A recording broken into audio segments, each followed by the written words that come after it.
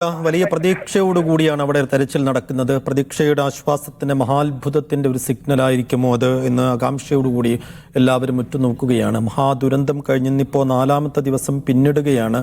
അപ്പോഴാണ് ഈ സൈന്യത്തിന്റെ തെർമൽ റഡാർ സംവിധാനത്തിന് അവിടെ ഒരു സിഗ്നൽ ലഭിച്ചിരിക്കുന്നത്. അവിടെ ആ പള്ളിയുടെ സൈഡിലായി അവിടെ ഒരു കടമുറി ഉണ്ടായിരുന്നു. കടമുറിയുടെ താഴെ ഒരു സ്റ്റോർ റൂമാണ്. ആ സ്റ്റോർ റൂമിൻ്റെ ഭാഗത്തായിരിക്കണം ഈ ജീവൻ്റെ തുടിപ്പ് ആ ഡിവൈസ് കണ്ടെത്തിയത് എന്നാണ് മനസ്സിലാക്കുന്നത്. ഒരു പക്ഷേ ഒരു മനുഷ്യനാകാം, ഒരു മൃഗമാകാം. എന്തായാലും ഒരു ജീവൻ്റെ തുടിപ്പ് അവിടെ ഡിറ്റക്ട് ചെയ്യാൻ ഈ റഡാറിന് സാധിച്ചിട്ടുണ്ട്. അത് കണ്ടെത്താൻ വേണ്ടിയുള്ള തെരച്ചിലാണ്. ജീവൻ്റെ തുടിപ്പുണ്ട് എന്നുള്ളത് കൊണ്ട് വളരെ വേഗത്തിൽ അതിനടുത്തേക്ക് എത്തണം. എന്നാലൊപ്പം വലിയ കരുതലും ജാഗ്രതയും വേണം താനും. ആ നിലക്ക് ഒരേയൊരു മണ്ണുമാന്തി യന്ത്രം മാത്രമാണ് അവിടെ മണ്ണ് നീക്കുന്നത്. അതേസമയം മാനുവലി എന്ന് വെച്ച് കഴിഞ്ഞാൽ മണ്ണ് നീക്കാൻ 2 സൈനികരുടെ സഹായം കൂടി തൂമ്പയുമായി അതിനടുത്ത് 2 പേർ ഉണ്ട് താനും. ആ നിലക്ക് ഈ യന്ത്രവും ഒപ്പം മനുഷ്യനും കൂടി ഒരുമിച്ച് ചേർന്ന് അതിനകത്ത് എന്താണുള്ളത് എന്നറിയാൻ വേണ്ടിയുള്ള വളരെ ശ്രമകരമായൊരു തെരച്ചിൽ നടന്നുകൊണ്ടിരിക്കുന്നു. ഈ 4 ദിവസത്തിന് ശേഷം നമുക്കൊരു മനുഷ്യനെ ഒരാളെയെങ്കിലും ജീവനോടെ കിട്ടിയാൽ അത് വലിയ ആശ്വാസവും പ്രതീക്ഷയും ഒപ്പം ഒരു മഹാത്ഭുതവും അതിജീവനത്തിൻ്റെ ഒരു വലിയ ചരിത്രവുമായി തീരുമെന്നുള്ള കാര്യത്തിൽ ഒരു തർക്കവുമില്ല. ആ നിലക്ക് ആ സിഗ്നൽ ലഭിച്ച ഭാഗത്ത് വലിയൊരു പരിശോധനയും തെരച്ചിലും നടക്കുകയാണ്. ഇന്നിപ്പോൾ ഈ തെർമൽ റഡാർ ഉപയോഗിച്ച് മുണ്ടക്കയുടെ പല ഭാഗങ്ങളായി സൈന്യം പരിശോധനയും തെരച്ചിലും നടത്തിയിരുന്നതാണ്. പക്ഷേ മറ്റെവിടെയും സിഗ്നൽ ലഭിച്ചില്ല. ഈ ഭാഗത്ത് ഇപ്പോൾ ആ മണ്ണുമാന്തി യന്ത്രം നീക്കുന്ന ഭാഗത്തായി ഒരു വലിയ പ്രതീക്ഷാവഹമായൊരു സിഗ്നൽ ലഭിക്കുന്നു. അതിനിടയിൽ നമ്മൾ സ്ക്രീനിൽ കാണിക്കുന്നുണ്ട് മരണം 344 എത്തിയിരിക്കുന്നു എന്നുള്ളത്. 344 ഔദ്യോഗിക സ്ഥിരീകരണം. മരണം 200-ലേറെ പേർ. 200-ലേറെ എന്ന് മാത്രമേ ഇപ്പോൾ നമുക്ക് പറയാൻ കഴിയുന്നുള്ളൂ. എത്ര പേരെ കാണാതായിട്ടുണ്ട് എന്നുള്ളതിലേക്ക് ഒരു കൃത്യമായൊരു ഫിഗർ, കൃത്യതയും വ്യക്തതയുമുള്ളൊരു ഫിഗറിലേക്ക് നമുക്കിപ്പോഴും എത്താൻ കഴിയുന്നില്ല. അത് കൃത്യതയിലെത്തിയാൽ മാത്രമേ നമുക്ക് മരണസംഖ്യ അവസാനം അതിൻ്റെ വ്യാപ്തി, അതിൻ്റെ ഭീകരത എത്രയാണ് എന്നുള്ളതിലും നമുക്കൊരു കൃത്യത പറയാൻ കഴിയുന്നതായാലും 344 പേർ മരണപ്പെട്ട കേരളത്തിലെ ഏറ്റവും വലിയ പ്രകൃതി ദുരന്തം, ഏറ്റവും വലിയ ഉരുൾപൊട്ടൽ ദുരന്തം. ഒറ്റ രാത്രി കൊണ്ട് നിലച്ചിരിക്കാതെ കുത്തിയൊലിച്ചു വന്ന ഉരുളിൽ ആ രാവിരുട്ടിൽ ഇല്ലാതായ ഒരു ജനവാസ മേഖലയുടെ വിവരണാതീതമായ ശൂന്യതയ്ക്ക് മുന്നിൽ ഇപ്പോഴും മൗനമണിഞ്ഞു നിൽപ്പാണ് കേരളം. അതിനിടയിലാണ് ഇപ്പോൾ ഈ 4ാമത്തെ ദിവസം നമുക്ക് പ്രതീക്ഷയ്ക്കായി ആശ്വാസത്തിൻ്റെ നേരിയ കണമായി അവിടെ മുണ്ടക്കയിൽ പള്ളിയുടെ ഓരത്തായി ഒരു ജീവൻ്റെ തുടിപ്പ്, ഒരു സാന്നിധ്യമുണ്ടോ എന്നുള്ള ഒരു സാധ്യത വരുന്നത്. ആ സാധ്യത കണ്ടെത്തുന്നതിന് വേണ്ടിയുള്ള തെരച്ചിലാണിപ്പോൾ നടന്നുകൊണ്ടിരിക്കുന്നത്. അവിടെ തെർമൽ റഡാർ ഒരു കാര്യമായ സിഗ്നൽ അവിടെ തന്നു. അവിടെ താഴെ മണ്ണിനടിയിൽ എന്താണുള്ളത്? ഒരു മനുഷ്യനാണോ മൃഗമാണോ? രണ്ടായാലും ജീവനോടെ നമുക്കൊരു കിട്ടിക്കഴിഞ്ഞാൽ അത് ഒരു വലിയ അത്ഭുതം തന്നെയാകും, വലിയ ആശ്വാസമാകും, പ്രതീക്ഷയാകും. ആ നിലക്ക് അത് കണ്ടെത്താൻ വേണ്ടിയുള്ള ശ്രമകരമായ തിരച്ചിൽ ദൗത്യം എന്ന് വെച്ചാൽ ജീവൻ്റെ തുടിപ്പ് അവശേഷിക്കുന്നു എന്നുള്ളതുകൊണ്ട് വളരെ വേഗം അതിനടുത്തേക്ക് എത്തണം. ഒപ്പം വളരെ കരുതലും ജാഗ്രതയും വേണം താനും. ആ നിലക്ക് അങ്ങേയറ്റം കരുതലോടുകൂടിയുള്ള ഒരു തെരച്ചിൽ അവിടെ നടക്കുകയാണ്. പ്രതീക്ഷയുടെ ഒരു വലിയ സിഗ്നൽ, നേർത്ത സിഗ്നൽ അവിടെ നമുക്ക് ലഭിക്കുകയാണ്. ദുരന്തം നടന്ന 4ാമത്തെ ദിവസം ജീവനോടെ നമുക്ക് ആരെയെങ്കിലും കണ്ടെത്താൻ കഴിഞ്ഞാൽ അത് മനുഷ്യ ചരിത്രത്തിൽ തന്നെ ഏറ്റവും പ്രധാനപ്പെട്ട, ഏറ്റവും സവിശേഷമായൊരു അധ്യായമാകും എന്നുള്ള കാര്യത്തിൽ ഒരു തർക്കവുമില്ല. എന്നാൽ ഇപ്പോഴും നമുക്കത് മനുഷ്യനാണോ എന്ന് ഉറപ്പിക്കാൻ കഴിയുന്നില്ല.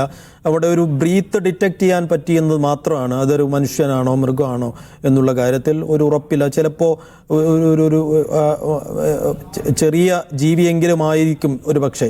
ഒരു ജീവൻ്റെ സാന്നിധ്യം ഡിറ്റക്ട് ചെയ്യാൻ മാത്രമാണ് അതിന് സാധിച്ചത്. ഒരു പക്ഷേ ചിലപ്പോൾ ഒരു ചെറിയ ജീവിയായിരിക്കാം, ഒരു പക്ഷേ ഒരു മൃഗമായിരിക്കാം, അല്ലെങ്കിൽ അതൊരു മനുഷ്യനായിരിക്കാം. എന്തായാലും അത് കണ്ടെത്താൻ വേണ്ടിയുള്ള വളരെ ശ്രമകരമായ തെരച്ചിലും ദൗത്യവും അവിടെ നടന്നുകൊണ്ടിരിക്കുന്നു. ഒരുപാട് യന്ത്രങ്ങളുടെയൊന്നും ഒരു സാന്നിധ്യം അവിടെയില്ല. അത് ആവശ്യവുമില്ല താനും. കാരണം നമുക്ക് വളരെ കരുതലോടുകൂടി മാത്രമേ അതെന്താണെന്ന് അതിനടുത്തേക്ക് എത്താൻ കഴിയൂ. അവിടെ ഒരു പ്രദേശവാസിയുടെ പ്രദേശവാസികളുടെ സഹായം കൂടി ഇപ്പോൾ ദൗത്യസംഘം തേടുന്നുണ്ട്. കാരണം ആ ഭാഗത്ത് എന്തായിരുന്നു ഉണ്ടായിരുന്നത് നേരത്തെ. അപ്പോൾ പ്രദേശവാസി പറയുന്നതനുസരിച്ച് നേരത്തെ ആ കെട്ടിടത്തിനുള്ളിലൊക്കെ തെരച്ചിൽ നടത്തിയതാണ് ദൗത്യസംഘവും. അപ്പോൾ NDRF ഒക്കെ നേരത്തെ തന്നെ അവിടെ തെരച്ചിൽ നടത്തിയാണ്, പക്ഷെ ആരെയും കണ്ടെത്തിയിട്ടില്ലായിരുന്നു എന്ന് പറയുന്നുണ്ട്. പക്ഷേ ഈ കടമുറിക്ക് താഴെ ഒരു സ്റ്റോർ റൂമുണ്ട്, അവിടെ മണ്ണടിഞ്ഞു കൂടി കിടപ്പുണ്ട് എന്ന് ഈ NDRF സംഘം തന്നെ നേരത്തെ പറഞ്ഞിരുന്നു എന്ന് മനസ്സിലാക്കുന്നു. ആ നിലക്ക് ആ മണ്ണിനടിയിൽ ഒരു പക്ഷേ ഒരു ശ്വാസമെടുത്ത് നിൽക്കാൻ, അതിജീവിക്കാൻ ഏതെങ്കിലും ചെറിയൊരു മാർഗങ്ങൾ തന്നെയും ബാക്കിയായി കിടക്കുന്നിടത്ത് ഒരു മനുഷ്യനോ ഒരു മൃഗമോ ജീവന്റെ തുടിപ്പുമായി അവശേഷിക്കുന്നുണ്ടെങ്കിൽ അത് കണ്ടെത്തിയാൽ തീർച്ചയായും അതൊരു വല്ലാത്ത ആശ്വാസവും മഹാത്ഭുതവുമാകുമെന്നുള്ള കാര്യത്തിൽ ഒരു തർക്കവുമില്ല. ഷബീർ തുടരുന്നുണ്ട്. ഷബീർ, എത്ര കണ്ട് പുരോഗതി ഇപ്പോൾ തെരച്ചിലിൽ ഉണ്ടായിട്ടുണ്ട്? നമുക്ക് എപ്പോഴത്തേക്ക് അതെന്താണെന്ന് കണ്ടെത്താൻ കഴിയും? സത്യത്തിൽ പുരോഗതിയെ സംബന്ധിച്ച് കൃത്യമായി പറയാൻ കഴിയില്ല. കാരണം ആദ്യം ഈ സിഗ്നൽ ലഭിച്ച സ്ഥലം, ഒപ്പം തന്നെ പ്രദേശവാസികൾ നൽകിയ വിവരം എന്നതിന്റെ അടിസ്ഥാനത്തിൽ ഒരു സ്ഥലത്ത് കൃത്യമായ ഒരു പോയിന്റിൽ JCB ഉപയോഗിച്ച് മണ്ണ് നീക്കം ചെയ്തു. അതിനുശേഷം NDRF ഉദ്യോഗസ്ഥരെത്തി അവിടെയുള്ള കോൺക്രീറ്റ് പാളികൾ അടക്കം അടർത്തി മാറ്റി പരിശോധിച്ചു. പക്ഷേ അവിടെ ഈ പറഞ്ഞതുപോലെ നമ്മൾ ആഗ്രഹിക്കുന്നത് പോലെ ശുഭസൂചനമായ ഒന്നും കണ്ടെത്താൻ കഴിഞ്ഞില്ല. അതിന്റെ ശേഷം വീണ്ടും സൈന്യം ഉദ്യോഗസ്ഥർ ആ പ്രദേശവാസിയെ വീണ്ടും വിളിച്ചു വരുത്തിയതിനു ശേഷം അദ്ദേഹത്തിൽ നിന്ന് കൂടുതൽ വിവരങ്ങൾ ആരാഞ്ഞു, അദ്ദേഹത്തിൽ നിന്ന് വിവരങ്ങൾ എടുത്തു. അതിനുശേഷമാണ് ഇപ്പോൾ അതിന്റെ മറ്റു ഭാഗത്തെ കൂടി മണ്ണ് നീക്കം ചെയ്ത് പരിശോധന നടത്തുന്നത്. ആ നിലയ്ക്ക് ആ കെട്ടിടം, ഈ പറഞ്ഞ സ്റ്റോർ റൂം എന്ന് പറയുന്ന സ്ഥലത്ത് ഇപ്പോൾ സൈന്യം വീണ്ടും നിർദ്ദേശം കൊടുക്കുന്നുണ്ട്. JCB ഓപ്പറേറ്റർക്ക് നിർദ്ദേശം കൊടുക്കുകയാണ്. എവിടെയാണ് നീക്കം ചെയ്യേണ്ടത്, എവിടുത്തെ മണ്ണാണ് നീക്കം ചെയ്യേണ്ടത്, എങ്ങനെയാണ് ചെയ്യേണ്ടത് എന്ന് സംബന്ധിച്ച് സൈനിക ഉദ്യോഗസ്ഥരോടൊപ്പം തന്നെ പ്രദേശവാസിയുണ്ട്. ആ റെയിൻകോട്ട് ഉപയോഗിച്ച് നിൽക്കുന്നത് പ്രദേശവാസിയാണ്. അദ്ദേഹവും നല്ല വിവരങ്ങൾ പറയുന്നുണ്ട്. ഈ JCB ഓപ്പറേറ്ററോട് വിവരങ്ങൾ കൈമാറുന്നുണ്ട്. ആ ലഭിക്കുന്ന വിവരങ്ങൾ, ഒപ്പം തന്നെ സൈനിക ഉദ്യോഗസ്ഥർ നൽകുന്ന നിർദ്ദേശങ്ങൾ, ഈ പ്രദേശവാസികളിൽ നിന്ന് ലഭിക്കുന്ന വിവരങ്ങളുടെ അടിസ്ഥാനത്തിലാണ് സൈന്യം ഒരു അനുമാനത്തിലെത്തി, ഒരു നിഗമനത്തിലെത്തി ഇന്ന സ്ഥലത്തെ മണ്ണ് നീക്കം ചെയ്യണമെന്ന നിർദ്ദേശം JCB ഓപ്പറേഷനിലേക്ക് മണ്ണുമാന്തി യന്ത്രം ഉപയോഗിക്കുന്ന ആൾക്ക് നൽകുന്നത്. അതോടൊപ്പം പ്രദേശവാസിയിൽ നിന്ന് വിവരങ്ങൾ ചോദിച്ചറിഞ്ഞാണ് ഇപ്പോൾ ഈ ഒരു ഘട്ടത്തിൽ മണ്ണ് നീക്കം പുരോഗമിക്കുന്നത്. ഈ മണ്ണുമാന്തി യന്ത്രം ഉപയോഗിച്ചാണ് വലിയ തരത്തിൽ ആ ഭാഗത്ത് വലിയ തോതിൽ മണ്ണടിഞ്ഞ സ്ഥലം കൂടിയാണ്. അതായത് 2 നില കെട്ടിടം 3 നിലയ്ക്ക് മണ്ണടിഞ്ഞ സ്ഥലമാണ്. അപ്പോൾ അവിടെ നിന്ന് മണ്ണുമാന്തി യന്ത്രം ഉപയോഗിച്ച് പരമാവധി മണ്ണ് നീക്കം ചെയ്ത് അതിനുശേഷം മറ്റ് ആയുധങ്ങൾ, കയ്യിൽ ഉപയോഗിക്കാവുന്ന ആയുധങ്ങൾ ഉപയോഗിച്ച് മണ്ണ് നീക്കം ചെയ്ത് പരിശോധിക്കാനായിരുന്നു സൈന്യം ലക്ഷ്യമിട്ടിരുന്നത്. കാരണം വേഗത്തിൽ നടത്തണം, ഒപ്പം തന്നെ ജാഗ്രതയോടെ നടത്തണം. നമ്മൾ പലതവണ അത് പറഞ്ഞു കഴിഞ്ഞു.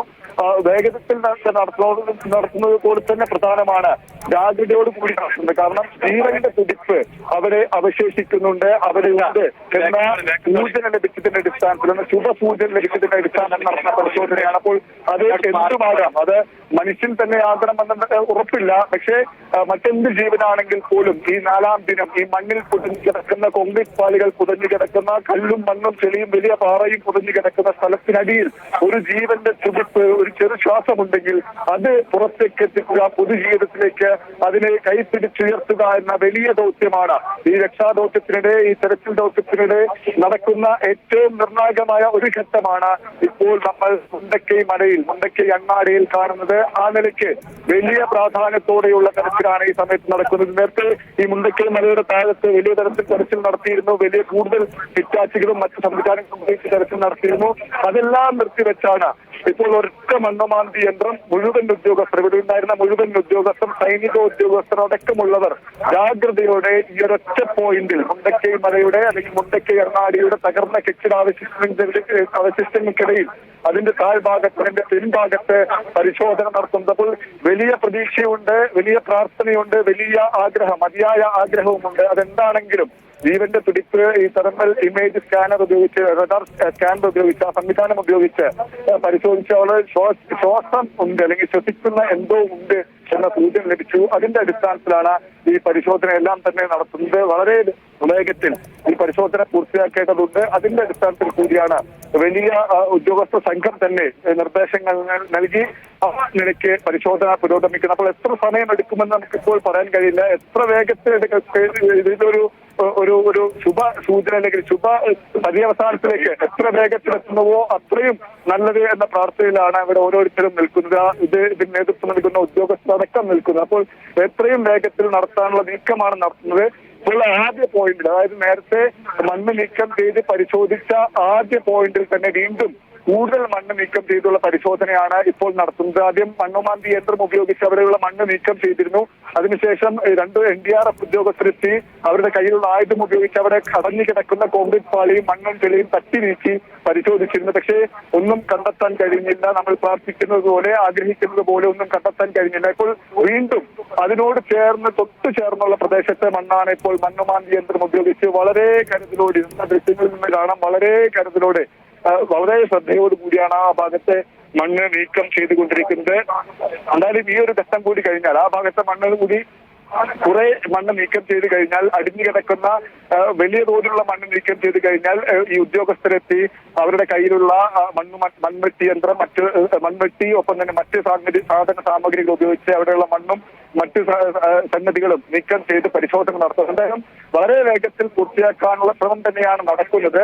വലിയ പ്രതീക്ഷയോടെ, വലിയ ആഗ്രഹത്തോടെ, തീവ്രമായ ആഗ്രഹത്തോടെയാണ് ഇവിടെ ഇപ്പോൾ ഓരോരുത്തരും നിൽക്കുന്നത്. ഈ തെർമൽ ഇമേജ് റഡാർ സ്കാനിങ്ങിൽ കാണിച്ചത് എന്താണോ, അതിൽ എന്താണെങ്കിലും അത് ജീവന്റെ തുടിപ്പാണ്. ശ്വസിക്കുന്ന എന്തും, അത് മണ്ണിനടിയിലായാലും കോൺക്രീറ്റ് പാളിക്കടിയിലായാലും കണ്ടെത്താനാകുമെന്നാണ് ഈ തെർമൽ ഇമേജ് റഡാർ സ്കാനിങ് സംവിധാനമായ, റഡാർ പരിശോധനാ സംവിധാനവുമായി ബന്ധപ്പെട്ട് പ്രവർത്തിക്കുന്ന ഉദ്യോഗസ്ഥൻ വിജ്ഞാപനോട് പറഞ്ഞത്. അപ്പോൾ അതിന്റെ അടിസ്ഥാനത്തിലാണ് ഇപ്പോൾ പരിശോധന. ഇപ്പോൾ കുറെ കൂടി ഇവിടെ നിന്ന് മാറി നിൽക്കാനുള്ള നിർദ്ദേശമുണ്ട്. കാരണം ഈ കൃത്യമായ സ്ഥലം കണ്ടെത്തേണ്ടതുണ്ട്. ഇപ്പോൾ ഈ റഡാർ സ്കാനിങ് പരിശോധന നടക്കുമ്പോൾ അവിടെ നമ്മൾ നിന്നാൽ പോലും അതിൽ കാണിക്കും ജീവന്റെ തുടിപ്പാണ്, ശ്വസിക്കുന്ന മനുഷ്യരാണല്ലോ, അപ്പോൾ അത് കാണിക്കും. അപ്പോൾ അവിടെ നിന്ന് മാറാനുള്ള നിർദ്ദേശമാണ് നൽകുന്നത്. അപ്പോൾ ആ ഭാഗത്തു നിന്ന് പൂർണ്ണമായി മാറി നിൽക്കണമെന്ന നിർദ്ദേശം ഉദ്യോഗസ്ഥർ നൽകുന്നുണ്ട്.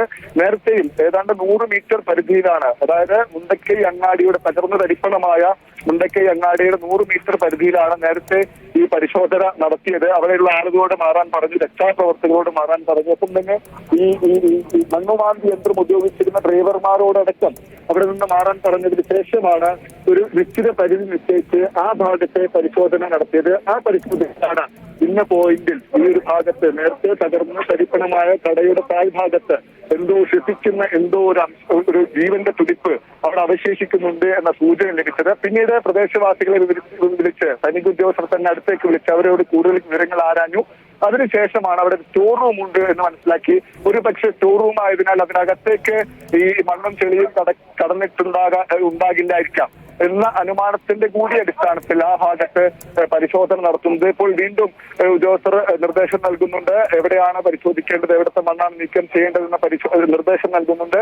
എന്തായാലും വളരെ വേഗത്തിൽ തന്നെ ആ ഒരു പര്യവസാനം ഈ ഇപ്പോൾ നടക്കുന്ന രക്ഷാദൗത്യത്തിന് ഉണ്ടാകുമെന്നാണ് നമ്മൾ പ്രതീക്ഷിക്കുന്നത്. 4 ദിനത്തെ രക്ഷാദൗത്യം, തെരച്ചിൽ ദൗത്യം ഇവിടെ നടക്കുന്നുണ്ട്. അതിൽ തന്നെ ഏറ്റവും നിർണായകമായ ഒരു ഘട്ടമാണ് ഇപ്പോൾ നടക്കുന്നത് എന്ന കാര്യത്തിൽ സംശയമില്ല. കാരണം ഈ 4ാം ദിനത്തെ തെരച്ചിൽ അവസാനിക്കാനിരിക്കെ, വൈകിട്ടോടു കൂടി അവസാനിപ്പിക്കേണ്ടതാണ്. കാരണം പ്രതികൂല കാലാവസ്ഥ അടക്കമുണ്ട്. ഒപ്പം തന്നെ ഇവിടെ ഇനിയും അപകട സാധ്യതയുണ്ട്. അതെല്ലാം കണക്കാക്കി വൈകിട്ടോടു കൂടി ഇവിടുത്തെ തെരച്ചിൽ അവസാനിപ്പിക്കാറുണ്ട്. ആ അവസാനിപ്പിക്കാനിരിക്കെ ആ സമയത്താണ് അത്തരം മണിക്കൂറിലാണ് ഇങ്ങനെ ഒരു സൂചന, ഒരു ശുഭസൂചന ലഭിക്കുന്നത്. ആ ശുഭസൂചനയുടെ അടിസ്ഥാനത്തിലാണ് ഇപ്പോൾ പരിശോധന നടക്കുന്നത്. വലിയ തരത്തിലുള്ള പരിശോധനയാണ് ഇപ്പോൾ നടന്നുകൊണ്ടിരിക്കുന്നത്. എന്തായാലും ആ ദൃശ്യങ്ങളാണ് നമ്മളിപ്പോൾ പ്രേക്ഷകരിലേക്ക് എത്തിച്ചുകൊണ്ടിരിക്കുന്നത്. സൈഫുദ്ദീൻ, എന്തായാലും പ്രതീക്ഷയുടെ ഒരു നേർത്ത കണം ഈ 4ാം ദിനം അവിടെ മുണ്ടക്കൈയിൽ പള്ളിയുടെ ഓരത്തായി ബാക്കിയാകുന്നുണ്ട്.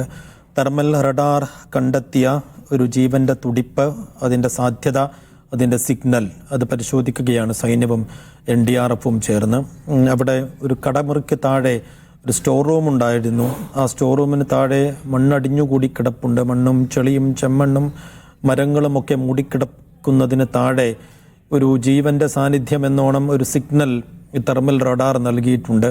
അത് കണ്ടെത്തുക എന്നുള്ളതാണ് ഇപ്പോൾ ദൗത്യസംഘത്തിന് മുന്നിലുള്ള വെല്ലുവിളി. അതൊരു വെല്ലുവിളി തന്നെയാണ്. കാരണം ഒരു ജീവന്റെ തുടിപ്പിനുള്ള സാധ്യത അവിടെ ഉണ്ട് എന്നുള്ളത് കൊണ്ട് വളരെ വേഗത്തിൽ അതിനടുത്തേക്ക് എത്തണം. ഒപ്പം വളരെ കരുതലും ജാഗ്രതയും വേണം താനും. ആ നിലക്ക് ഒറ്റ മണ്ണുമാന്തി യന്ത്രം മാത്രമാണ്. പിന്നീട് മാനുവലിയും മണ്ണ് നീക്കുന്നുണ്ട് അവിടെ. എന്ന് വെച്ചാൽ തുമ്പയും പിക്കാസും ഒക്കെ ഉപയോഗിച്ച് മണ്ണ് നീക്കുന്നുണ്ട്. അതേസമയം യന്ത്രവുമുണ്ട്. മണ്ണിനിടയിലാണ് ജീവന്റെ തുടിപ്പോ ശരീരമോ ഉള്ളതെങ്കിൽ അത് ഈ മണ്ണ് നീക്കുന്നതിനിടയിൽ അതിനൊരു പരിക്കേൽക്കുന്ന ഒരു സാഹചര്യം ഒഴിവാക്കുകയും വേണം.